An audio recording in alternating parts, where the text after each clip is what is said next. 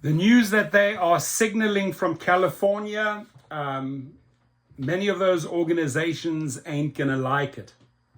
So California Supreme Court they appear hesitant to overrule the voters on gig worker law. And there you have all the drivers out there fighting.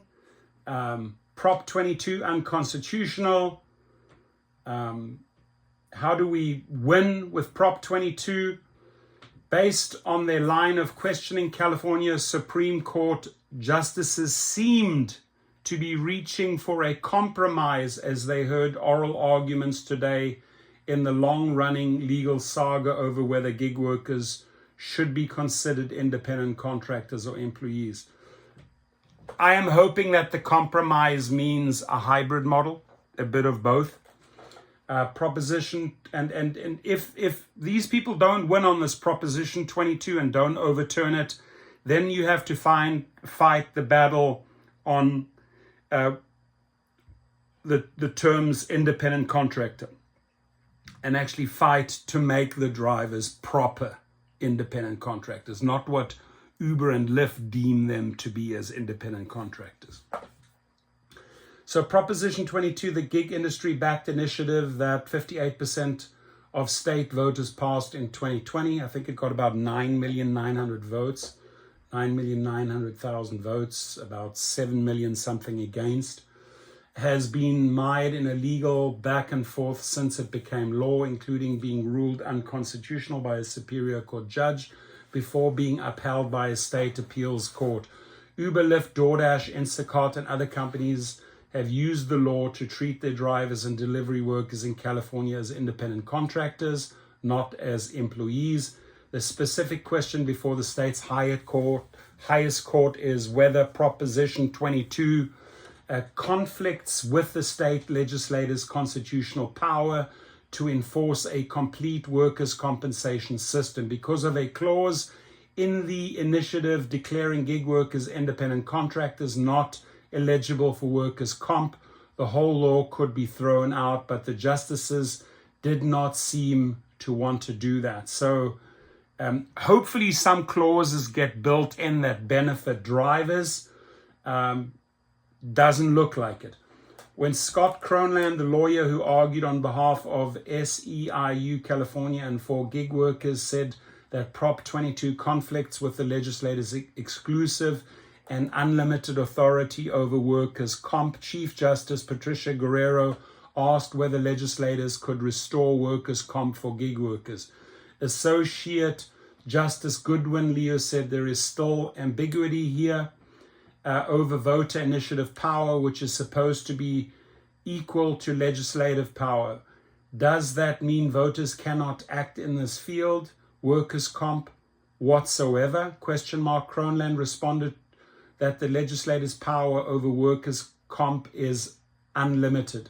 Attorney Jeffrey Fisher, arguing on behalf of the gig companies, said the Constitution lets voters act on any subject. That sparked a question from Associate Justice Leandra Kruger. Could voters by initiative eliminate workers' comp altogether? Fisher said yes, but that we're miles away from that. At the end of the hour-long oral arguments, Cronland reminded the justices that if court is going to decide this case on the premise that legislature could restore workers' comp to gig workers, Prop 22 says the section can't be amended. The drafters of Prop 22 put it on the ballots as all or nothing. If Prop 22 is thrown out in its entirety, it would affect some gig workers who have come to depend on some of its provisions, such as guaranteed earnings of 120% of minimum wage for the time they spend driving or delivering, which they didn't have before the initiative became law.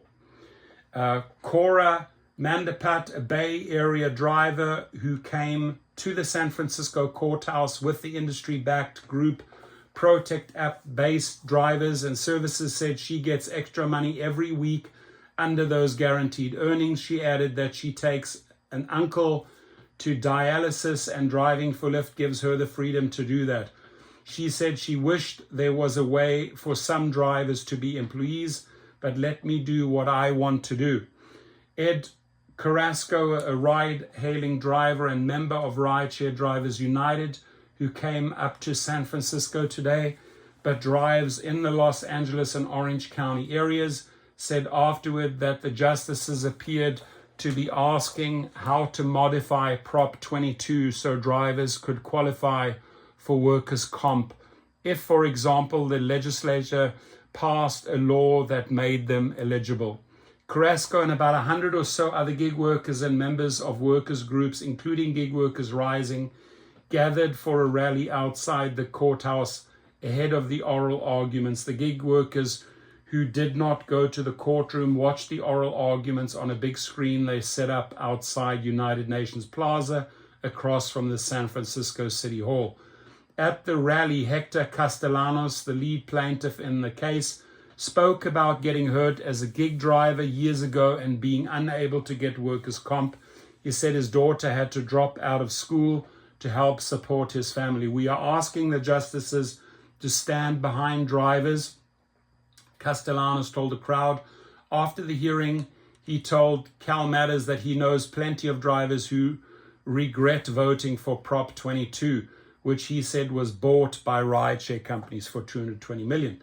The court's 7 justices have 90 days to hand down a decision which could transform the gig economy in California. If Prop 22 is thrown out, gig companies would be subject to Assembly Bill 5. That law, passed in 2019, would throw the companies' business models out of whack. The companies could be required to pay employment taxes for the estimated 1.4 million workers around the state, and provides those workers with additional benefits they don't have now, such as sick pay and overtime, which occupational accident insurance beyond the $1 million coverage limit under Prop 22. Opponents of Prop 22 point to labor-backed studies that reflect continued concerns over pay and inadequate benefits. A study released by UC Berkeley Labor Center this week found that after expenses are taken into account and not including tips, average earnings for ride-hailing drivers in the states work out to $7.12 an hour, while for delivery workers that number is $5.93. That is atrocious. When tips are included, the study, which is based on data from third-party app used by gig workers, found that drivers average hourly wages are $9.09 an hour, while delivery workers' average was $13.62. So you can really see there that food delivery people rely on their tips, because if they were just relied on the $5.93, they would be broke. Here, these guys are marching through the streets of San Francisco. Molly Whedon, a spokesperson for Protect app-based drivers services, on Monday called the Labor Center study politically motivated, using manipulated data intended to confuse readers and create theatrics the night ahead of the Proposition 22 Supreme Court hearing. Whedon mentioned gig industry-backed research that showed average worker earnings of $34.46 per hour, meaning when they are on the way to ride or delivery or in the middle of those gigs. The High Court's ruling could have implications outside of California. Attempts at ordinances and legislation to address widespread concerns about gig workers' wages, benefits, and protections abound. Katie Wells, co-author of Disrupt DC, The Rise of Uber and the Fall of the City, a book that explored Uber's rise in the nation's capital and its relationship to urban decay, said the outcome of Prop 22 case is hugely concerning for those of us who don't ascribe to Uber and the likes worldview. The idea, if they don't like a law, they can get it unwritten.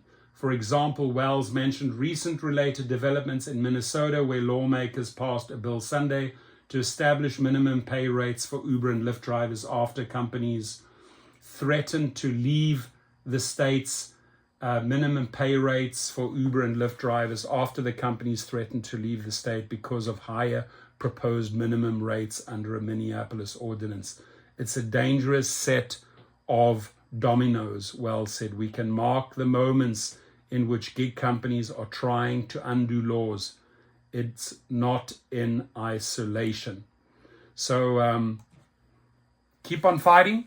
Again, I'm hoping that we can reach this hybrid law. Your comments, please.